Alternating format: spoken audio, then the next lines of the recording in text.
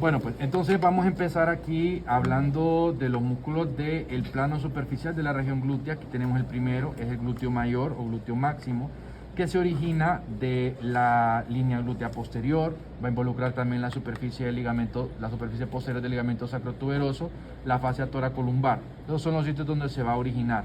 Y se está insertando uno en el borde posterior de la cintilla iliotibial, ya se las había señalado, la cintilla iliotibial, que se origina desde el tubérculo de la cresta ilíaca hacia el tubérculo de Gerdi en la superficie de la tibia.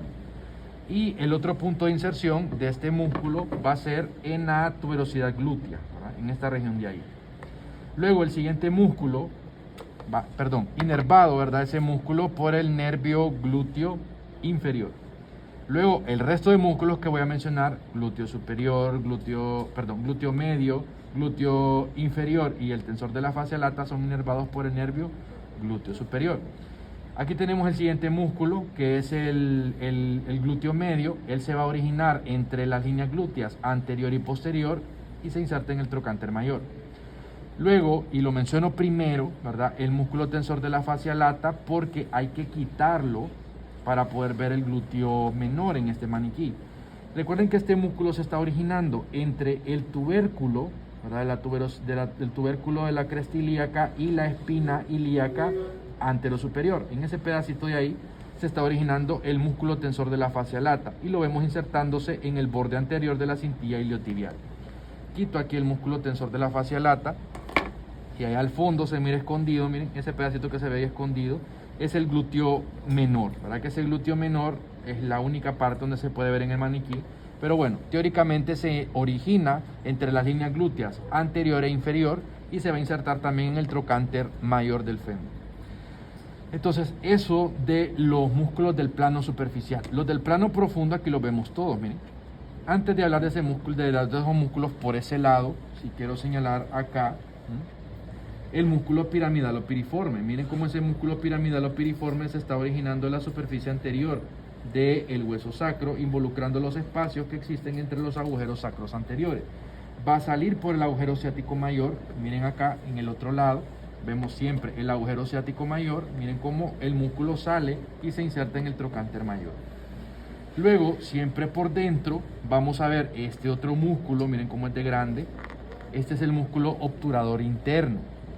El músculo obturador interno se origina en la cara interna de la membrana obturatriz, también involucra el hueso que se encuentra adyacente a la formación del agujero obturador, va a salir por el agujero ciático menor, miren, aquí va el agujero ciático menor y va a salir por este lado, miren, va con el número 6, aquí va el interno del músculo obturador interno a insertarse a el trocánter mayor. Entonces, les hago esta relación o les menciono primero el músculo obturador interno para que, bueno, ya una vez de que lo tenemos identificado acá, aquí no tengo la pinza, ahí, ese sería el tendón del músculo obturador interno. Entonces, arriba y abajo de dicho músculo vamos a tener a los gemelos. Tenemos arriba de él el gemelo superior y abajo el gemelo inferior. Miren cómo ahí el obturador queda como en medio, queda en medio. Y inferior y el último de este plano profundo sería el cuadrado femoral, que se está insertando aquí en el tubérculo cuadrado, ahí, en esta región de ¿cómo se llama? Del fémur. Por la parte de adentro, y miren que les voy a mencionar a las arterias, ténganme ahí, por favor. Entonces, a las arterias, en este punto de acá tenemos a la arteria ilíaca primitiva, que sería esta de acá. Luego la arteria ilíaca primitiva se bifurca en la arteria ilíaca externa. Pucha, está desarmando esto. En la arteria ilíaca externa, miren, la arteria ilíaca externa posteriormente pasa por debajo del ligamento inguinal y una vez que pasa por debajo del ligamento inguinal y entra al compartimento anterior del muslo, cambia de nombre, ¿verdad? Cambia a llamarse arteria femoral. Lo mismo sucede con la vena, lo único que en sentido contrario. Tenemos ahí a la vena ilíaca externa y en este lado la vena femoral. Aquí se mira una cortada, ¿verdad? Aquí se mira una venita cortada. Ese es el punto de tributación, es donde tributa la vena safena menor, perdón, la vena safena mayor, ¿verdad? La vena safena mayor atraviesa la fascia lata hable un agujero en ella que se le conoce como agujero, ¿verdad? Para el agujero de la fascia lata, y está cubierto como por un pequeño parche que describiremos más adelante como la fascia cribiforme, pero eso es una parte de muslo. De aquí, bueno, eso de la ilíaca externa. De la ilíaca interna tiene muchas ramas, ¿verdad? Pero ahorita solo vamos a mencionar solo las 4 que nos interesan. Relacionemos, entonces, músculo piramidal. Por arriba del piramidal tengo la glútea superior, esa sería la arteria glútea superior. Por debajo del piramidal tengo la glútea inferior. Y esa otra arteria que voy saliendo, que veo que se mete para abajo, esa sería la arteria pudenda, que es la misma que se observa por acá. Ahí no tengo la punta de la pinza, ahí se observa la pudenda. Y por aquí atrás, en el maniquí, es esa que va para llave. Es la misma pudenda, ¿verdad? Que esa es para pelvis y períneo, pero bueno, aprovechando que se ve.